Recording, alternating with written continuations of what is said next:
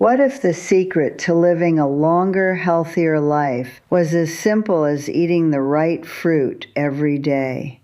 I have been thinking about this a lot lately. I am 85 years old, and I have had my share of mornings when getting up feels like a negotiation with my own body. My knees remind me of every cold winter I ever lived through. My hands, the same ones that kneaded bread dough for 58 years beside Harold in our kitchen, sometimes ache before I even finish my first cup of tea.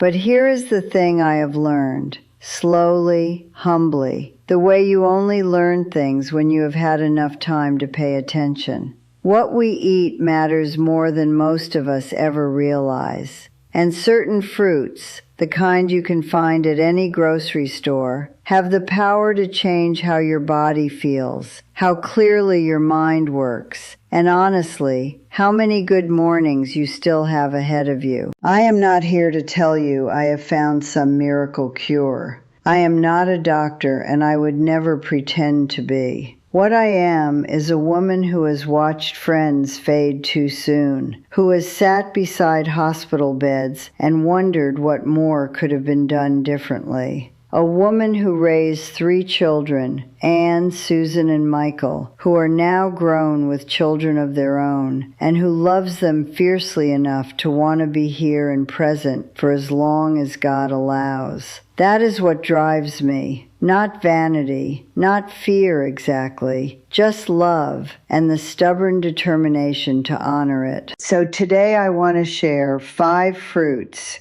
that science has connected to longer, healthier lives. And I want to tell you their stories the way I understand them, not through charts and clinical language, but through what they mean for real people living real lives. Stay with me until the very end, because the last fruit on this list is one I think many people overlook entirely, and its benefits for inflammation, digestion, and longevity are genuinely remarkable. Let us begin with blueberries. When my daughter Anne first suggested I add a handful of blueberries to my morning oatmeal, I thought she was just being sweet. It seemed too small a thing to matter. But Anne had been reading, and she was persistent in the gentle way that only a daughter who loves you can be. So I started.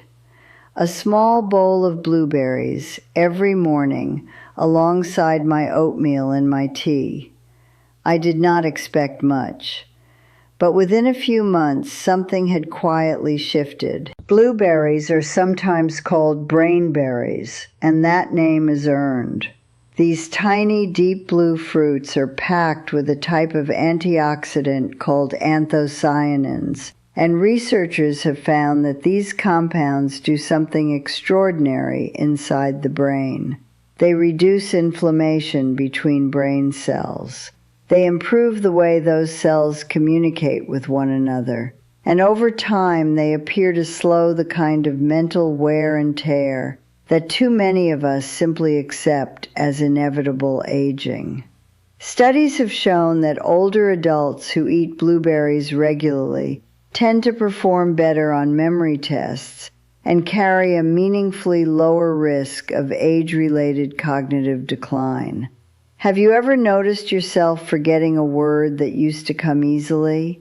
The name of someone you have known for years, just gone for a moment, floating just out of reach. I know that feeling, and I will not pretend it does not frighten me sometimes. One of my oldest friends, a woman I have known since our children were small, used to laugh it off. She said her memory was just getting selective.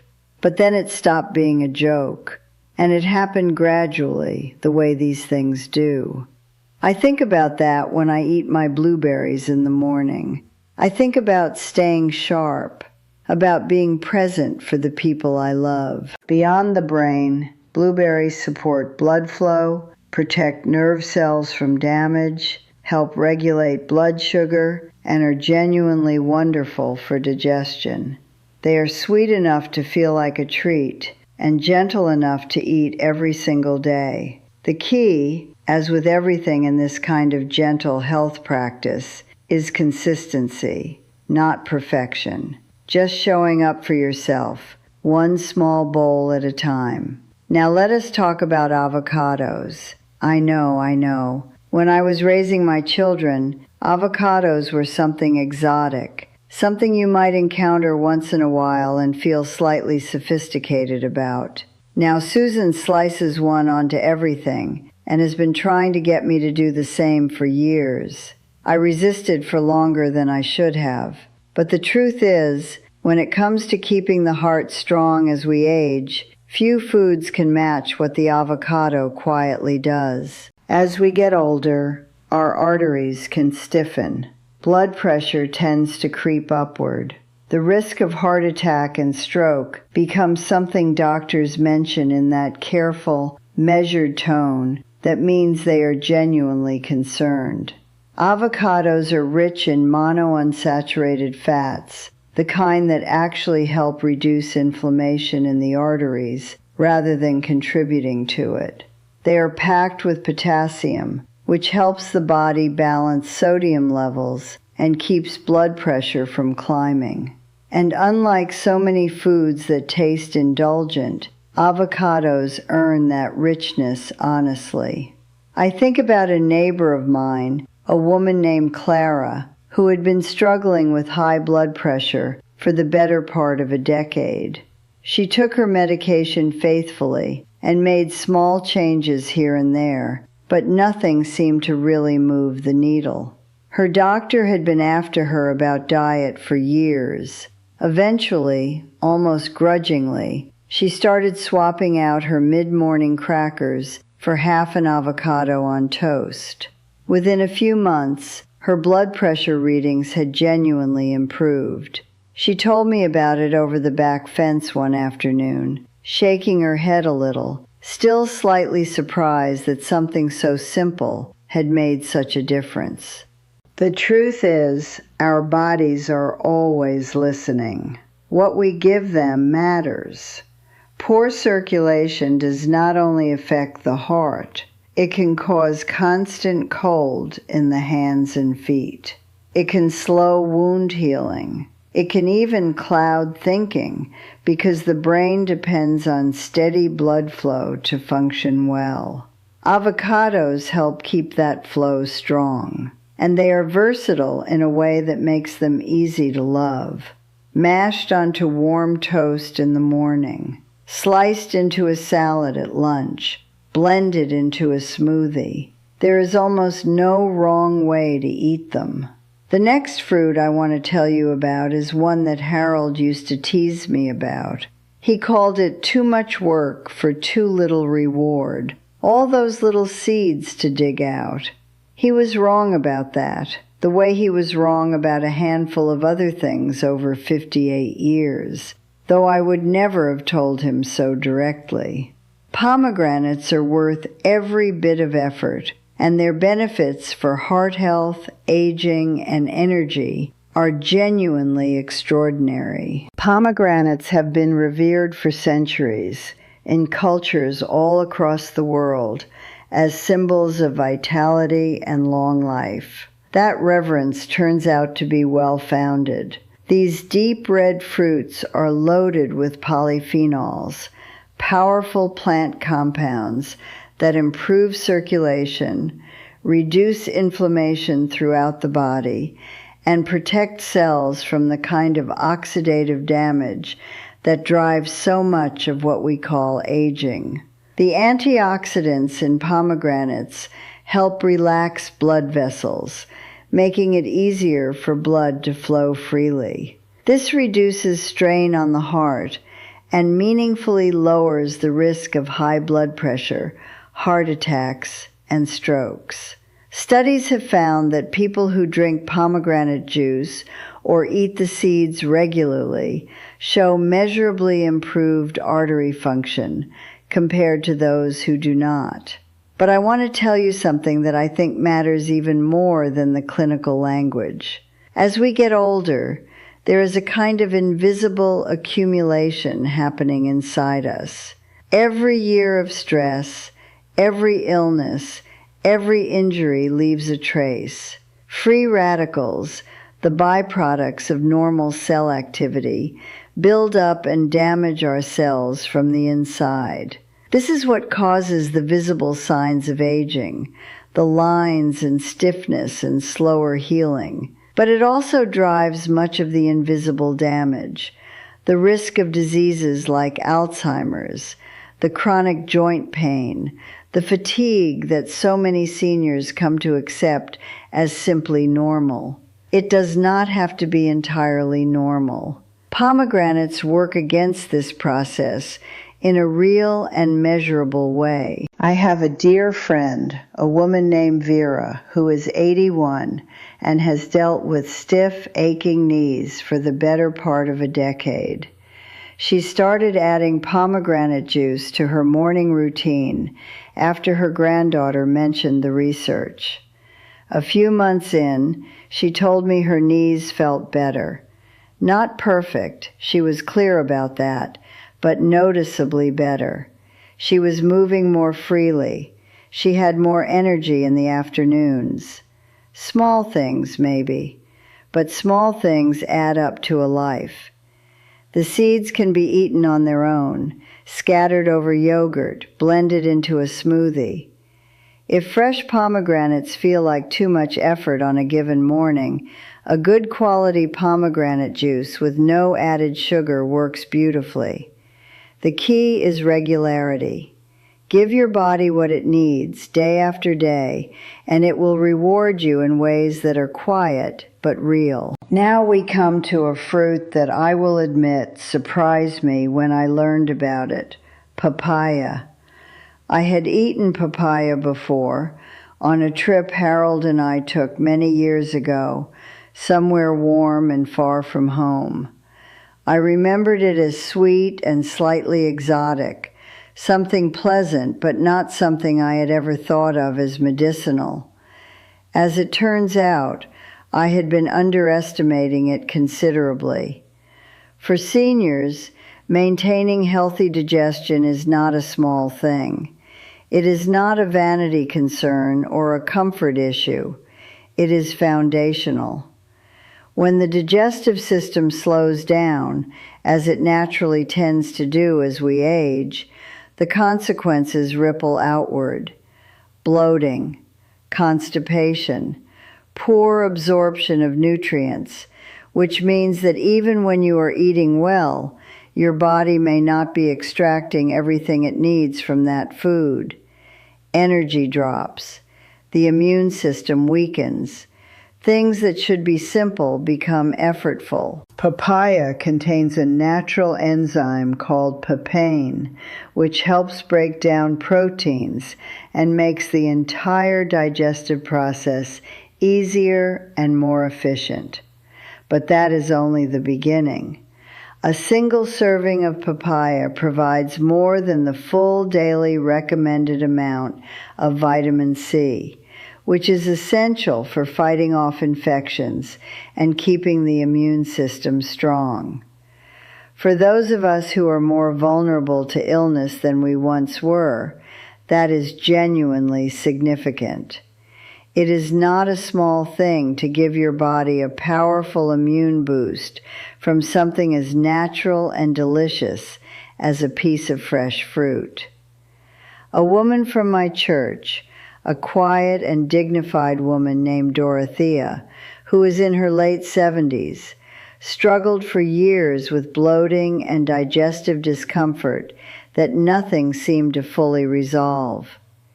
She had tried different diets and various remedies, some of which helped slightly, and many of which did not.